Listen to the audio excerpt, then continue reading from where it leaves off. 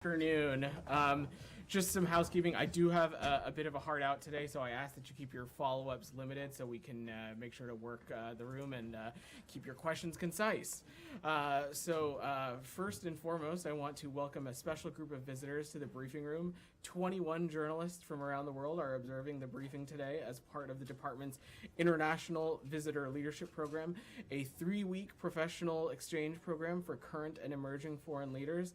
Throughout their stay, these journalists will visit a variety of U.S. communities to examine the essential role of an independent media in fostering and protecting freedom of expression and democracy, a core value for us here at the State Department and, of course, throughout the administration. Sean, if you want to kick us off. Thanks. Can I start with Taiwan? You can start with whatever you'd like. Sure. First of all, I guess the Chinese reaction to the meeting yesterday between Speaker McCarthy and President Tsai. There was some warships sent to the Taiwan Strait. Do you have any assessment or any comment on what China has done in explicit reaction to this? Let me say a couple things, Sean. First, without getting into the specifics, we have many channels to communicate with PRT counterparts, and we remain committed to maintaining open channels of communication as to prevent the risk of any kind of miscalculation. But broadly speaking, our channels remain open, and we have always consistently urged restraint in that message. The U.S. and the PRC have differences when it comes to Taiwan, but we've managed those differences for over 40 years. Peace and stability across the Taiwan Strait are not only long-standing U.S. interests, but they are also global interests and interests of global concern. We share with other countries an abiding interest in peace and stability across the Taiwan Strait, but also broadly in the Indo-Pacific region as well. And we continue to urge Beijing to cease its military, diplomatic, and economic pressure against Taiwan and instead engage in meaningful diplomacy. There's no reason to turn this transit, which is consistent with longstanding U.S. policy, into something that it's not, or use it as a pretext to overreact. I'll take your advice. I'm not asking too many follow-ups today, but we said that you're urging Beijing not to use military diplomatic pressure on Taiwan. In this context, do you think that's what's been happening? Are you specifically criticizing what happened? I'm not gonna characterize the PRC reaction one way or the other. But again, what I want to be very clear about, and you've heard myself and also the Secretary speak to this as recently as yesterday in Brussels, that this is long-standing. There is precedent here, and there's no reason to turn something that is consistent with U.S. policy, consistent with our One China policy, into something that it's not. Ian, go ahead. We haven't seen too much reaction from China compared to the military exercises and the response that we saw when Pelosi visited, former House Speaker Pelosi visited Taiwan. Is the U.S. in any way reassured that China doesn't seem to be doing that sort of overreacting that the White House has been warning about? I think broadly what I would just say, Ian, is that we have channels to communicate with our PRC counterparts, and we remain open to those channels of communications as to prevent any risk or miscalculation. And you'll know, Ian, that this is something the Secretary has raised consistently in every engagement interaction that he's had with his counterparts in the PRC, but also we've done so at other levels as well. Daphne. Thank you. McCarthy yesterday after the meeting said they had discussed how to speed up weapons deliveries to Taiwan, and Representative Gallagher said he'd like to look for ways to get Harpoon anti-ship missiles to Taiwan ahead of the schedule to go to Saudi Arabia. Is that something that the administration is considering or would consider? And are you looking at ways to speed up these weapons deliveries? Let me say a couple of things. First, the U.S. government is actively reviewing our policies and processes to ensure that we move arms sales as quickly as possible, particularly for Taiwan. Consistent with the Taiwan Relations Act, the U.S. makes available to Taiwan defense articles and services necessary to enable and maintain a sufficient self-defense capability. But I'm not going to just get ahead of any specific processes just yet. Thank you. Camilla. Just to clarify, this department has said that when the conditions are right, Secretary Blinken's trip to Beijing can be rescheduled. That and when- continues to be the case. And when you say that you have channels to talk to the PRC, this meeting again between McCarthy and the Taiwanese president in no way is a factor determining the timing or when that trip might be rescheduled. You don't see it as a It's problem. it's certainly not a factor on our end. Again, we maintain these open lines of communication. We have been quite clear since a couple of months ago when the trip got rescheduled that we intend to put it back on the calendar when conditions allow. It's something the Secretary had the opportunity to mention to his counterpart, State Councilor Wang Yi, and it's something that we continue to be very clear about as well. Said. Thank you, Vedant. I want to talk about the Palestinian issue. Can I do PRC and I'll come back to you, Said? Jani, go ahead. Thank you. Regarding the Department of State integrated national strategy, what new policies, if any, and if China has to pressure North Korea, what tool will the United States use? What tools will the United States use to Yeah. encourage the PRC to Yes, pressure influence to the North DPRK? Is that I'm understanding your question correctly? Jani, we have been very consistent that countries that have influence and relationships with the DPRK have a responsibility to engage with them and to encourage them to cease their dangerous, reckless, and destabilizing activities that have the potential to impact not just across the Indo-Pacific, but the region more broadly. We believe that needs to be the case through the auspices of the UN Security Council, as there are a number of UN Security Council sanctions in place as it relates to the DPRK, and so that's going to be continue to be our viewpoint on this. Do you I'm going to think- work the room, Jani, because I One do more, need one this. more, quick, do you think China can stop North Korea's seventh nuclear test? I'm just not going to get into hypotheticals or be prescriptive about what a country can or can't do. Coming back to Saeed. Just do one more China. One more China. Promise to be quick. Mr. Just President, go if you have any reaction on President Macron's visit to China and his call on with China regarding the Ukraine conflict. Sure.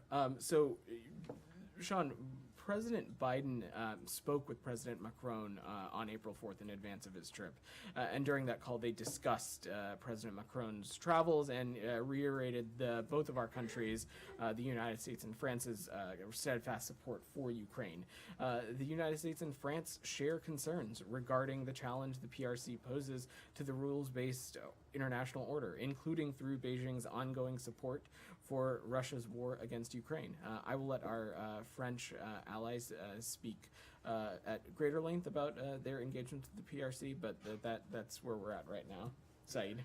Thank you, Vedant. Yeah. On Al-Aqsa storming by the Israeli police and Israeli troops over the past 2 nights, do you have any comment on that? I mean, it seemed to have been unprovoked. Look, Saeed, we are concerned by the scenes out of Jerusalem, and it is our viewpoint that it is absolutely vital that the sanctity of holy sites be preserved. We emphasize the importance of upholding the historic status quo at the holy sites in Jerusalem, and any unilateral action that jeopardizes the status quo to us is unacceptable, and we call for restraint, coordination, and calm during the holiday season. Have you called the Israelis? Has anyone called the Prime Minister's office or the Minister of I don't have any Defense and so specific on calls to read to outside, but urge them you, not to do this again? you Because know- obviously, I mean, the writing is on the wall. They will keep doing this all throughout the month of Ramadan, and Saeed. that can only, as we have seen today, that will only provoke, counter violence. Said, I don't have any specific calls or engagements to read out to you, but we are in constant and regular touch with our Israeli partners as well as the Palestinian Authority about these issues, and so we'll continue to raise them directly.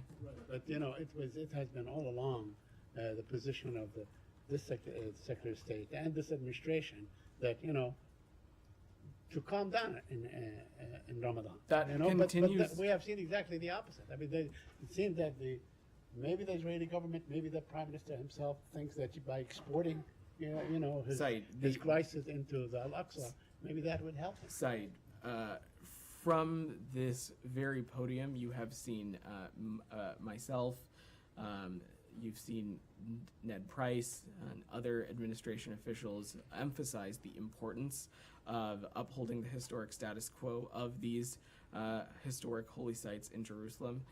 And we continue to say quite forcefully that any unilateral action that jeopardizes the status quo is unacceptable. And that continues to be our posture on this. Kathleen, go. I have a couple more questions. Said, I really want to make sure that I work the room before I have to go upstairs. About a U.S. citizen who's been incarcerated by the Israelis. You know, he's an elderly man.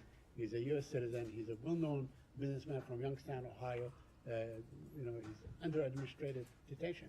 Do you have any comment on that? Are you aware of the situation? Said, you've covered the State Department long enough to know that when privacy considerations are at play, we have limits to what we can offer from it here. And so what I would say is that we are aware of these reports of the detention of a U.S. citizen in Israel. And broadly, we take our very important role in assisting U.S. citizens abroad seriously and are continuing to monitor the situation. Go ahead. Change the topic? Yes, go ahead. Haiti? Can I do Michelle? I'll come back to you. Go ahead, Michelle. Yeah, any comment on the escalation of tension between Israel and Lebanon and the rockets attack? Michelle, we condemn the launch of rockets from Lebanon and Gaza at Israel. Our commitment to Israel's security is ironclad, and we recognize Israel's legitimate right to defend itself against all forms of aggression.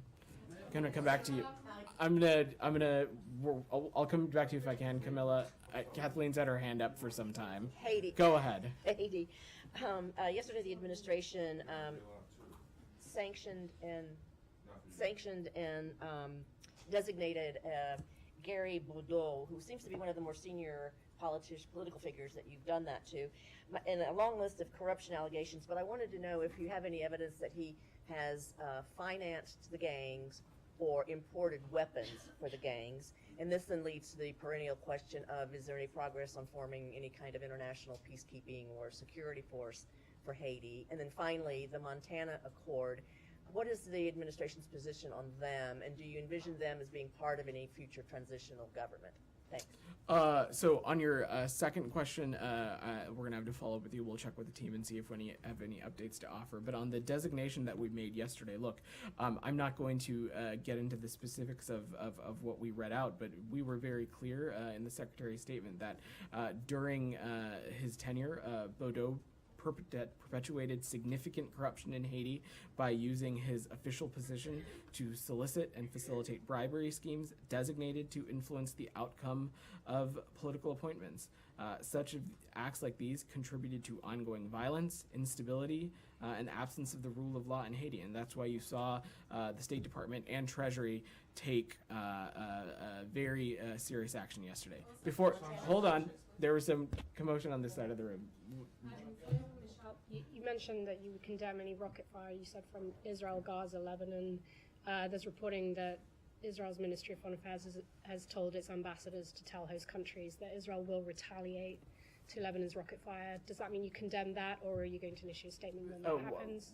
Camilla, what you just heard me say is that we have a very clear viewpoint on this, which is that Israel has legitimate security concerns, and it has every right to defend itself from these legitimate security concerns. I don't have any specific diplomatic communications to read out or offer perspective on, but Israel has legitimate security concerns and has every right to defend itself. Go ahead. Thank you. So on Georgia, yeah, we saw the press release yesterday. 4 Supreme Court judges in Georgia have been designated by the U.S. State Department due to their involvement in significant corruption and for undermining the rule of law in Georgia's judicial system. So this sent shockwaves to Tbilisi, and very jittery leaders of the ruling Georgian Dream Party unleashed a full-blown attack against the U.S. Department, State Department, and promised a re-evaluation of the diplomatic relations. Georgian Foreign Minister this morning sent an open letter to the Secretary Blinken, and it said that it was unacceptable and that he hopes that U.S. would either present the evidence or reconsider its decision. What would be your response? Let me say a couple of things. First, From the very beginning, the American people have stood in solidarity with the people of Georgia and their desire to be a free and sovereign country within its internationally recognized borders. And over the last 30 years, we have become strategic partners working toward our shared vision of Georgia fully integrated into the Euro-Atlantic family of nations and part of Europe, whole, free, and at peace. Specifically on the designations that we announced yesterday, we have credible information that these individuals were involved in significant corruption related to their current and former judicial positions. This corruption undermined the rule of law in Georgia. It undermined Georgia's democratic processes. It damaged the public's faith in Georgia's democratic institutions and officials. As we've previously said, information is gathered from a variety of sources, including open source, and we have very credible information to believe that there was significant involvement in this corruption. Alex, I'm gonna work. Okay, let me do one follow-up, Alex, and I'll come back to you. Go ahead. What are the exact actions of these judges that led you to believe that they are engaged in corruption? And if you have those facts, will you send it to the Georgian officials for further investigations? And one more question, please. Do you think that it is timely to impose sanctions on the judges? Don't you think that it might backfire and bring more polarization between Georgian political parties and interfere with Georgia's I'm going to stop you right there. The sanctions and designations were just announced yesterday, so I don't think that it is time to lift them, if that was your question. Number one, as I said previously, the State Department has gathered this information from a variety of sources, including open sources. Credible information was obtained that these individuals abused their public positions by participating in corrupt activity, and I'm just not going to get into further specifics from up here. Alex, go ahead. Just quick follow-up on that. We have seen Georgian interim government taking punitive actions against busy participants. Are sanctions something we should expect more moving forward? The U.S. Will continue to have a number of tools at its disposal to hold these kinds of individuals accountable. Alex, I'm not going to be prescriptive from here. Sure. Moving to Russia, please. Go ahead. Russian court will hear from reporter Ivan on April 18th. Just to be clear, the charges against him are trumped up. Do you agree with that? So, Alex, I would point you no further than what Secretary Blinken said about this yesterday in Brussels, in that he was very clear that he had no doubt in his mind that Mr. Garzikovic was in fact being wrongfully detained. Which is, and you saw me speak to this last week, that we believe that there's no reason to believe any of these charges. We are working through the formal determination process and the policy process in which those work out. I don't have any update to offer on that beyond what Secretary Blinken said yesterday. But broadly, we have no higher priority than the safety and security of American citizens around the world, including those that are being detained, wrongfully detained, or being held hostage. Can you just walk us through the process without naming a name or this particular case? What does it look like? Does it also include Secretary talking to Lavrov and some other? Well, the Secretary spoke to Lavrov. He spoke to Lavrov on Sunday, and he was very clear that the United States found this detention unacceptable, and he called for his release. And he also called for the release of wrongfully detained American citizen Paul Whelan as well. And the question, why is it taking this long? Alex, this is a very deliberate process, a process bound in important policy and law, and we want to make sure that that process happens in a way that does justice to this process. Go ahead. Yes, China's Ministry of Foreign Affairs denied today any trafficking of fentanyl or fentanyl precursors from China to Mexico. This happens, as you know, after the Mexican president said there is no production of fentanyl in Mexico and asked China for help what does the U.S. has to say about this? I've spoken about this a little bit broadly. The Secretary views the threat that fentanyl poses as an important priority of his, and a specific piece of that, of course, is fentanyl precursors originating from China and other parts of the world. But I don't have anything new to update or offer on that. Go ahead. Thank you. Yeah. Thank you, Vedant. On Bangladesh, recent investigative documented by German-based news organization Deutsche Welle and Sweden-based Netro News have jointly revealed that Bangladesh Allied Force Rapid Action Battalion has been involved in extrajudicial and political killings. For the first time, two insiders turned whistleblowers have now spoken out about the inner working of the death squad and said, without the approval of the Prime Minister, it is very unlikely that the Home Minister would give an order like this. In light of these in light of these, which suggest series of human rights violation, abuse of power by the Bangladeshi government, we would like to know if the US government is considering extending or imposing sanction on Ministry of Home Affairs. I'm not gonna preview any actions from up here, but we will examine the allegations in this article and video very carefully, and we hope the Bangladeshi government will do the same. Broadly, perpetrators of human rights should be held accountable. Samira, put your hand up. Thank you so much. It's about Thomas Salehi, a singer and a political prisoner in Iran. It's been reported that he needs immediate medical assistance. Do you have any comments on that? So we're aware of these reports of authorities torturing Tumaj Salehi and his need for urgent medical attention. The Iranian regime's treatment of Tumaj would unfortunately be only the latest in a long line of human rights abuses perpetuated by the regime. We call on Iran's leadership to release Tumaj now, release all political prisoners now, and provide Mr. Salehi with the needed medical attention. Iran's harsh treatment of political prisoners is meant to intimidate people and suppress dissent, and it simply underscores just how much Iran's leadership fears its own people, particularly young people like Tumaj. Michelle, you had your hand up? Okay, let me do one Iran question from Geeta, and then Michelle, I'll come to you. You had your hand up. Right. Go ahead, Geeta. Thank you, Vedant. It's about reestablishment of diplomatic ties between Iran and Saudi Arabia. The Biden administration has always said it supports any initiative to bring peace and calm to the region. How does the administration see this development between those two countries? Are you talking about a specific meeting or engagement? Well, right now in China, the two foreign ministers of Iran and Saudi Arabia have met. That's what I was trying to get at. So, look, Geeta, a meeting of Iranian and Saudi foreign ministers is an expected step in the dialogue process, and as we've said before, we've long encouraged direct dialogue and diplomacy, including between Iran and its neighboring regional government, to help reduce tensions and risk conflict.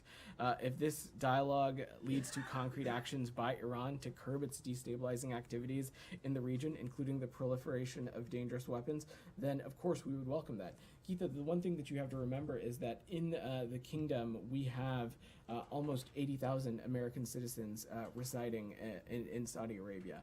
If steps are being taken by Iran and its neighbors, in this case Saudi Arabia, that will help curb destabilizing action, that helps keep these Americans safer and less susceptible to things like attacks, that would certainly be a welcome thing.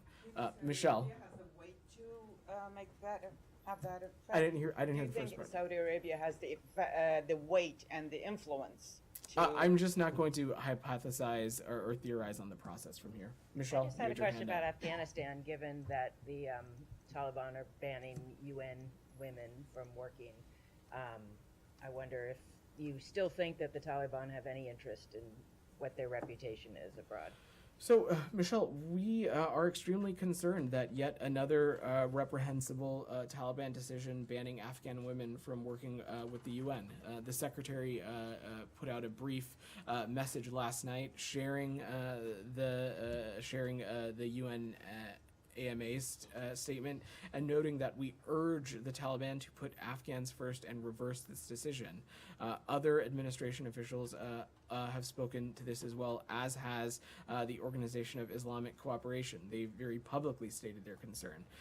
Women are central to humanitarian and civil society operations around the world.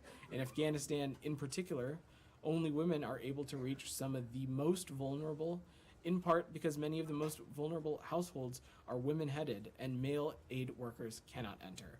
So this is something that we're continuing to pay very close to. Yeah, go ahead. So if UN closes its office in Afghanistan, what will be the future of the aids in Afghanistan? And second, Taliban claims that they are fighting ISIS-K in Afghanistan. Well, is the U.S. satisfied with the fight against ISIS-K by the Taliban?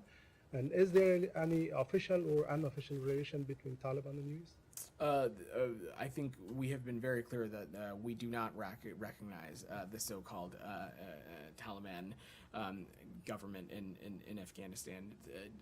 Broadly, the United States continues to be the single largest aid provider to Afghanistan, and we have ways and mechanisms to do that to ensure that the aid reaches the people that it needs and not in the hands of the Taliban. So I don't have anything additional or new to preview, but that's the latest that I'd have to offer. Go ahead, and then I'll come to Camilla, and then we'll end. Go ahead. Thank you very much. Yeah. As you know, Prime Minister Masroor Barzani, on behalf of people of Kurdistan, reached an agreement with Iraqi Central Government in Baghdad that will allow the KRG to resume exporting oil after the ruling by the International Court of Arbitration. The U.S. was closely involved in reaching the agreement between Erbil and Baghdad. As I understand, why was it important to you? What effect do you think it will have? So we welcome the agreement between the central government and the Kurdistan regional government on the export of oil through the Iraq-Turkey pipeline. This outcome is a result of the hard work of Iraqi leaders for putting the needs of the Iraqi citizens first. Elizabeth, I'm sorry, you had your hand up patiently. Go ahead. The IDF is now saying that Hamas was behind the rocket fire from Lebanon. Is that the U.S. assessment, and what is your understanding of Hezbollah's potential role? And just to be clear, to follow up, if Israel does decide to retaliate over the rockets from Lebanon, would the U.S. support such an action? So I'm just first hearing of this reporting from up here, but so I would broadly refer you to the government of Israel and the IDF to speak to this assessment. But I will just reiterate again that our commitment to Israel's security is ironclad, as well as recognizing that Israel's legitimate right to defend itself against all forms of aggression. Last question, Camilla. Just quickly, do you have an update, Vedant, on the after-action report for Afghanistan following Secretary Blinken's promise that it would be delivered to the Hill by mid-April? Is there any movement at all? Well, the Secretary did say that, and today is April 6th, so I have no doubt that it will be shared through the appropriate mechanisms in no time. Thanks so much, everybody. Thanks.